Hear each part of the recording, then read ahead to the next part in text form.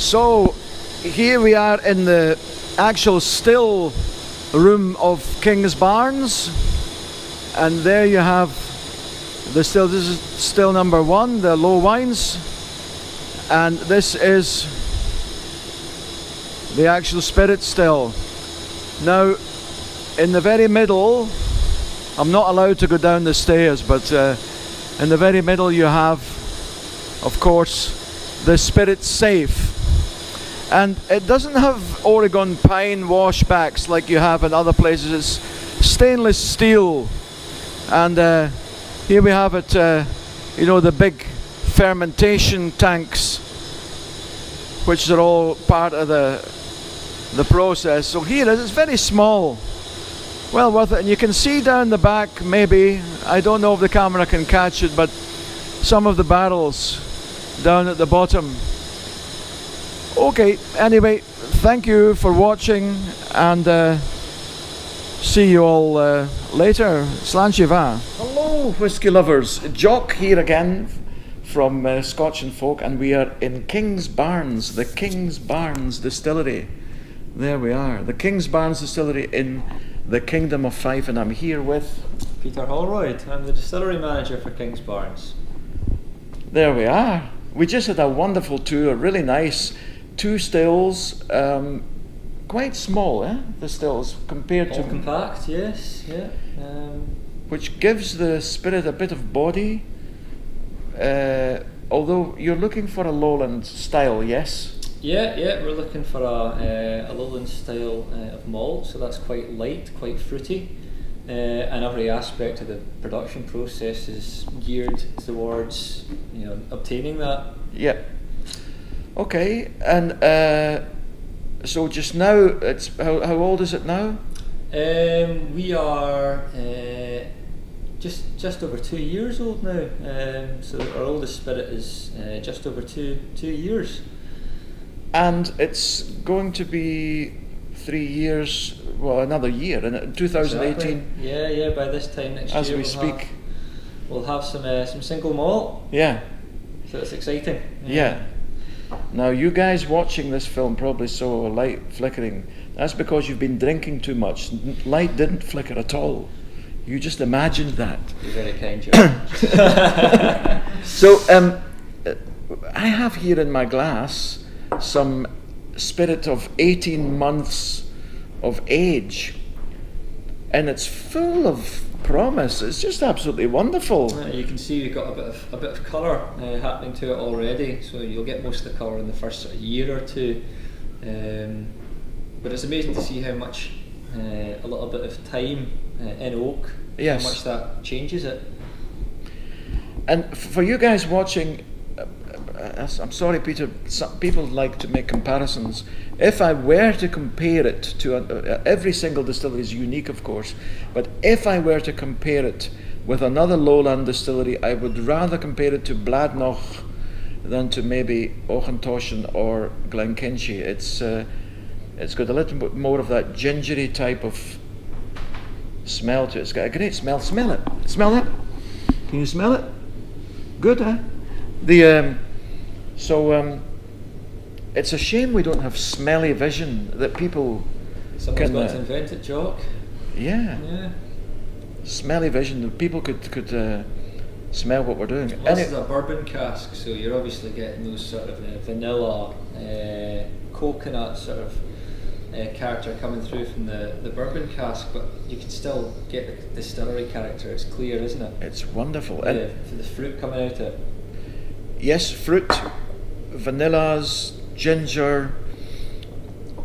It's got a little bit of biscuit, like, especially in the smell. It's like, like McVitie's biscuits.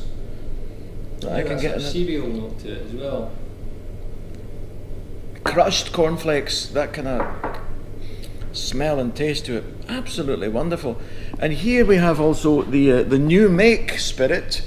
The new make spirit, the spirit drink, which is very young and new. It's if you compare it to some whiskies, it's got some other distilleries bring out new make spirits.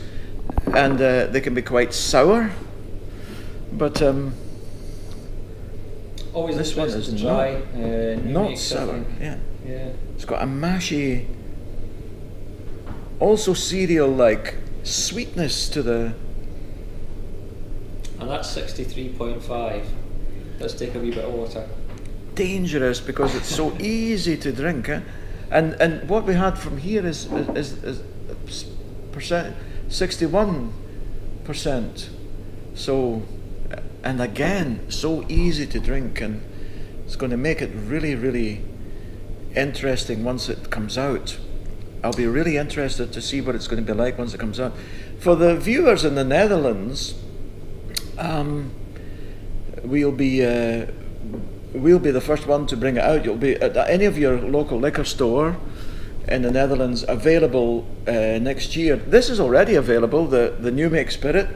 So if you want to try some of this, you want to buy a little bottle, it's available from your local liquor store. Just tell them that they can order it from Bresser and Timmer at their local store. Now, whiskey is not only the thing you're doing here. You're really making gin too. Well, we're about to start. Yeah, we're installing a gin still, so that's happening over the next few weeks, and it has been happening for the last 3 months or so. So yeah, yeah, and I've tried some of your gin before. It's an interesting name, Darnley's View. Could you tell me about the name? Where does the name come from? I think Ginny's probably best placed for the gin questions, but it comes from Darnley, Lord Darnley, doesn't it? Yes. He was Mary, Queen of Scots' husband. He was the one that got murdered. He was, yes. It was a tempestuous marriage, hence the spiced gin, our second edition. So Mary, Queen of Scots, and Lord Darnley were guests of the Earl of Weems in 1565. And so it was Darnley's view of his beloved meeting as hosted by the Earl of Weems. So it's a romantic story, and it's nice that we can bring the tale fully home and the production as well. So it ties it all up nice and neatly. Now you guys are hearing Ginny's voice. Come and say hello, Ginny. Come and wave to the camera so that they know who you are. This is Ginny. You have to. Hello to viewers in Holland. This is our Ginny. Many of you know her from the whiskey festivals. So, or if you don't, come and say hello. Yeah. And she's always accommodating. She'll always give you a nice dram at the festivals that we have. Now Darnley's gin. New packaging. I like it. I like the spice gin, and then two others. What about them? Original gin. We are working with Peter, an illustrator who has designed each of the labels for our 3 gins are bespoke, and they feature the botanicals that are in our gin, so you can get a good idea of exactly what you can taste. The word view has been dropped just to make it a little bit bolder and clearer. And yes, just an altogether much more fresh and new look for us. Great. So the gin distillery is being built as we speak. We saw the builders outside. They're finishing it up, and the gin distillery will be ready very soon. But the people who watch my vlog are usually interested in whiskey, and this is the Kingdom of Fife. If you take a plane trip to Scotland, you land in Edinburgh, you're up here in no time. Just a trip over Scotland's big bridge, the Forth Road Bridge, and look to one side, and you'll see Scotland's horizontal Eiffel Tower, the rail bridge, which is a beautiful part of engineering in Scotland, on your way up here. And it's a lovely area, the Kingdom of Fife in Scotland's lowlands. So they're making a lowland whiskey, which has got a lowland style whiskey. As you know, most of you, Scotland's divided up into different regions. There's the Campbelltown, Islay, and lowland, Speyside, Highland, and the islands. And this is the Lowland style whiskey, which, as I said before, if you were to make a comparison, I know it's very unique, but I would rather compare it to Bladnoch because of its taste and smell, rather than I would compare it to, for example, Auchentoshan, which is totally different. Bladnoch's not a bad comparison. No, I will take that. And it's, but it's young yet. You know, this is 18 months old, and I'll put the thing up to the camera so that you can see the colour of it. Now it's got a brilliant colour to it too, only after 18 months. That's a first fill bourbon, so you're expecting a decent calibre of maturation out of that. Okay, and it's Heaven Hill. It is, yeah. We're using about 85% of the wood we fill is ex-Heaven Hill first fill bourbons. We do some sherry casks. We've done a couple of port pipes, and we do some shaved, toasted, recharred wine bricks as well.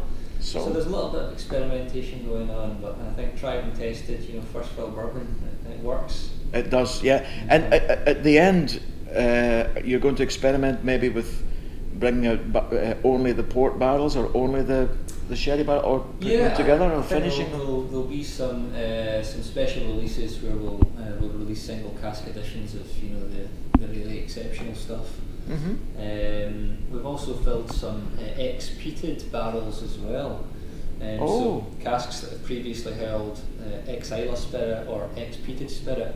So you can get a little bit of that character through, and that'll just be a special release. We'll keep that separate from everything else we release. We wouldn't want any peat getting into the influence of our it would kind house of character, but it would ruin it would ruin the Lowland. Exactly. Too much peat. Demolish it. Yeah, which is absolutely. And listen, guys, if you they're very, very hospitable and accommodating. If you come up here to Kingsbarns distillery, it's easy enough to find. Walk into the visitor centre, and they've got a great tour. The tour guide who took us around today was very knowledgeable. He knew a lot about how whiskey matures, and he gave extra information that you often don't find at other places. It's really quite cool. And the building itself is really interesting. It's an old building, and they've built new stuff on it too, and they've incorporated both. The architects have done really a good job on making the building nice. It's just a fine place. It's you'll feel at home here. And so for the liquor store owners in the Netherlands, you'll be watching this film on the Bresser and Timmer website. I'll just say something in Dutch to you. Bestel dit spul, jongens, want het is echt waanzinnig lekker. Dit ook, dat new make, dat in Nederland wordt er heel veel naar gevraagd. Hoe is whisky als het net uit de ketel komt? En ja, zo is het gewoon helder als gin. En je moet het eens even ruiken en proeven. Het hoort thuis in iedereen's whiskykast. Okay, I'll go back to English now. Sorry. You weren't slaying us in Dutch. No. I was just telling them that they should buy this because it would be at home in anybody's whiskey collection. People like to buy it, and it's one of Scotland's newest distilleries. They still don't have whiskey which is allowed to be called whiskey because it's just too young. It has to be over 3 years before it can be legally called Scotch whiskey. It's now spirit, and even the stuff that with this colour is still not called whiskey. It's still spirit, but it dang well tastes like whiskey, and it's got the promise of things to come. It's absolutely you get a real sense of the character. Of the heart of the whiskey. It's not all totally down to the wood that you use to age your whiskey. You can't make a cake with rotten eggs, isn't that what they say? You've got to have a good core. So that's right. We're very proud of what has come, of what our new makers turned out to be. One more year to go. Mm-hmm. Yeah. Mm-hmm. And then we'll be having it. And Ginny, one thing about the gin, it says spiced gin on this one. Yes. Now, I would think that gin is per definition spiced. Well, this is using 10 botanicals, and we've really concentrated hard to find the ones that are most naturally warming. Some that you associate with Christmas, so we've got nutmeg, cloves, ginger, potloads of coriander. We've got cumin as well, which I think is particularly evident on the nose. So it's a gin that actually doesn't really taste, it doesn't scream of juniper and the traditional gins. So that gives you a bit of scope to mix it up with your mixer. You don't have to drink it with the straight up tonic water. Works very nicely with ginger ale and lots of ice as an alternative serve. Yeah, and with cumin in it would go nice with a curry, yeah? And then we have the original gin, yes. elderflower and citrus, botanicals. Yes, so that's our as you said, more traditional serving. So very floral with the elderflower, and you've got the citrus from the lemon peel as well. So that works very nicely with the tonic. They complement each other very nicely. And then our third one in the blue packaging is our navy strength. So we've based it on the recipe of the spiced gin, but actually we've thrown more juniper at it because at higher strength the juniper was just a little bit more hidden, I would say. So we've put more juniper into the distillation stage to give it a real boost. So that's a really nice addition to our range. Great. Now, this is it.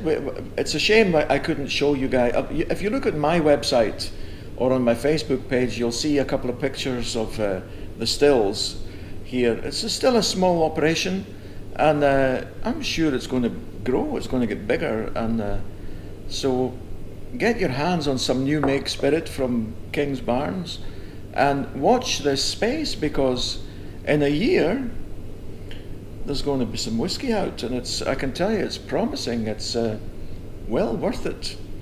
If you want to be kept up to date with everything that's happening at the distillery, then you can be part of our Founders Club. Some information from Jock there. So for the very reasonable fee of £500, every year we'll do a special bottling just for our Founders Club members. There'll be events at the distillery. There's a very own secret portal to the website where you can get even more exclusive interviews and backstage goings on at the distillery, and you can really feel part of the story, which is evolving and nearly there to launching our first single malt as well. Great stuff. And well, you guys have been so hospitable to us. Thank you very much. And for those of you watching the vlog, from all of us here at Kingsbarns, from Peter and Ginny, myself and my dear wife Ineke behind the camera, Slán Siva. Slán Siva.